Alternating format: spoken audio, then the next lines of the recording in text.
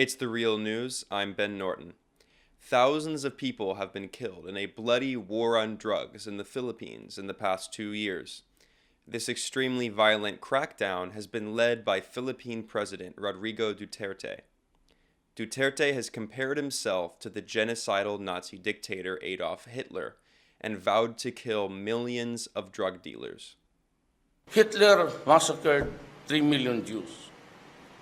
Now, there's a 3 million drug addicts. There are. I'd be happy to slaughter them. Duterte's war on drugs prompted the International Criminal Court to announce in February that it would begin a preliminary examination.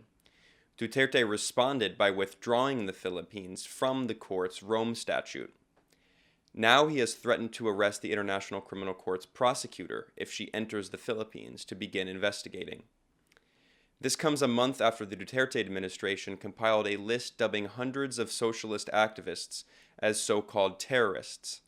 Among the more than 600 people included on the list drafted by the Philippine Justice Ministry are a United Nations Special Rapporteur, a former lawmaker from a left-wing party, and top members of the powerful Philippine Communist movement.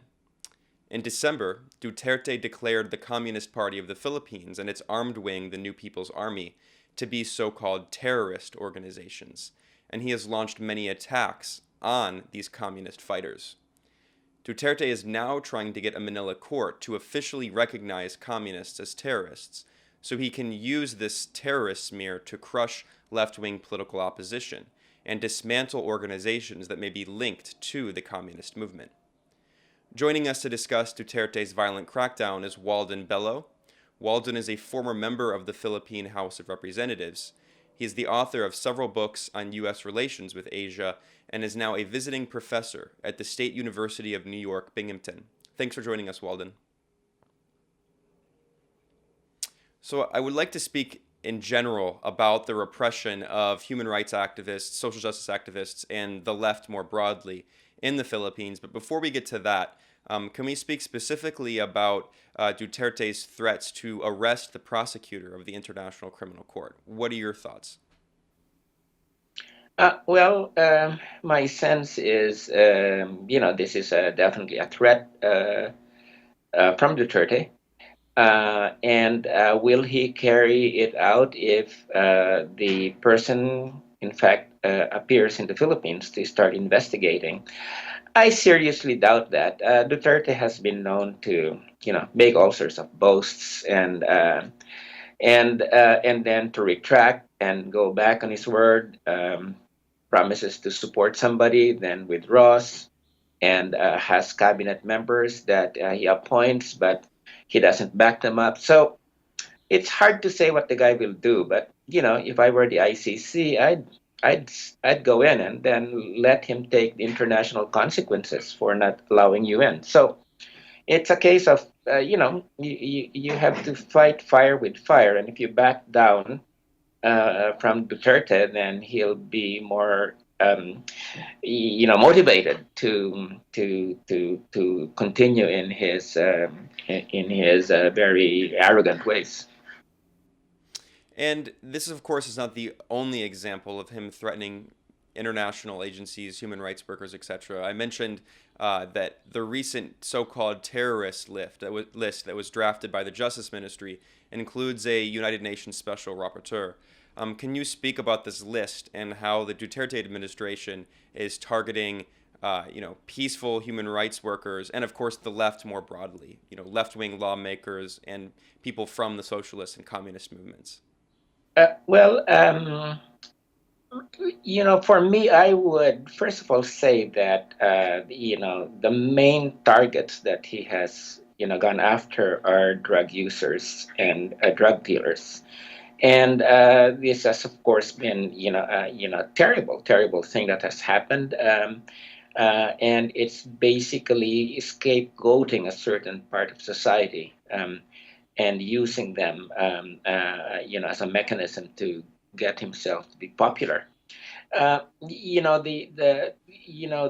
Senator Trillanes, one of the senators in the Philippines, using data from the government itself, has in fact revealed that some 20,000 um, um, people have already been killed either by the police or by vigilante groups that are mainly really police, linked to the police. So this is this is a fairly big number of people that have already been killed. So this is a massive human rights violation. So um, for Duterte, drug users and drug dealers are the sort of scapegoats that he uses. That is the equivalent of course, of Jews in Nazi Germany. And so that's the first thing to point out, that really it's poor people who who are suspected of being drug users. These are the people that have been targeted. The big drug lords, it's many of them have not really been caught. Or they've been dealt with quite leniently if they agree to serve as witnesses against Duterte's political enemies, like Senator Laila de Lima, who's now in jail. If they agree to cooperate with trumped-up charges, then the big drug dealers get, basically they get much more lenient treatment from Duterte.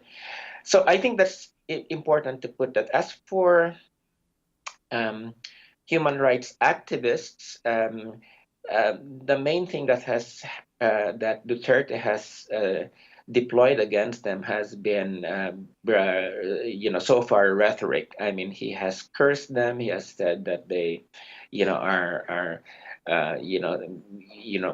putting a bad face to the Philippines internationally, but in terms of actually physically attacking human rights activists, that has not yet really happened. Although we would not be surprised if it comes to that point. It's been mainly trying to discredit them at this point in time. He has tried, in fact, to discredit the Commission on Human Rights and the current Commissioner on Human Rights of the Philippines, and calling him all sorts of names. Then there is the traditional left in the Philippines, and this is a much more complicated thing. First of all, I think that this terrorist list is something that must be opposed. And that there's the terrorist list, whether whoever is put in it, this is really something that is something that could lead to really widespread extension of the attacks that have been made against drug users. Yeah, and on this note, if I can jump in for a second, what I'm interested in is the use of this word terrorism. This, of course, is not unique to just the Philippines. It seems to be something that's an extension of the kind of war on terror rhetoric, if you will, that originated here in the U.S. And perhaps can you maybe link the two? It seems that Duterte is taking advantage of this climate of ISIS extremists, Al Qaeda, the war on terror, and using this label to apply to other groups that have nothing to do with ISIS, Al Qaeda, and extremist Islamist groups. Of course, we did see that there was a fight against Maute, which was an ISIS-linked group in the Philippines, in Mindanao, I believe. But of course, there's this attempt by the Duterte administration to link together all of these political tendencies in order to effectively eliminate his opposition. Do you think that is essentially the tactic that is being used here? Yes, definitely. And I mean, this whole branding of groups as terrorists, of course, began with the U.S. State Department. And in fact, the U.S. State Department was the one who originally put the Communist Party in the Philippines and the New People's Army on the terrorist list. So, he's learning from the U.S. He's taking he's taking basically the techniques, the strategies of the U.S. in terms of branding certain groups as as in fact terrorists. And let's face it, the Duterte. I mean, the U.S. has been very heavily involved in the war on so-called terror in the Philippines, and um, and it has worked very closely with the Philippine military. Duterte, yes, he seems like he has this image that he is in opposition to the United States, but he does not interfere when the Philippine Army and the U.S. intelligence and special forces people work together against different groups in the Philippines. So yes, definitely, this sort of use of the brand terror is something that he has directly appropriated from the United States to go after his political enemies. The only thing that one must point out here is that the many the traditional left was originally in the Duterte government, and in fact they had a number of political positions, and what is happening now is that that sort of relationship whereby the traditional left was in the government has soured for a number of reasons. But what I wanted to bring up here is that other groups in the Philippines, other groups within the left in the Philippines, had consistently been against the Duterte administration from the very beginning, and that has to be recognized. The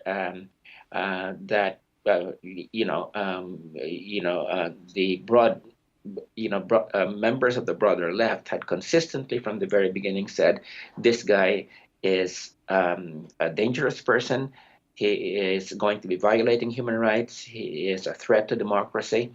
And I think that's got to be recognized. Now, my sense is it's good that the traditional left has come to its senses and has come out in strong opposition to Duterte. But I think that they should have done that from the very beginning. And having said that, I would say that it's very important that all groups, all people, in fact, come together and denounce and oppose this kind of terrorist labeling, whatever group it falls on. This kind of terrorist labeling, in order to be able to become the targets of Duterte's repressive measures. That is a very important thing that all of us on the political spectrum should do. Well, here we're going to have to end part one of my discussion with Walden Bello. In part two of our discussion, we're going to discuss how the victims of the so-called war on drugs in the Philippines are not drug dealers themselves, rich drug dealers. Rather, it's actually a lot of poor drug addicts. And we'll talk about how the class basis for a lot of these far-right populist movements is not actually primarily among poor and working class people, but actually more among the middle class.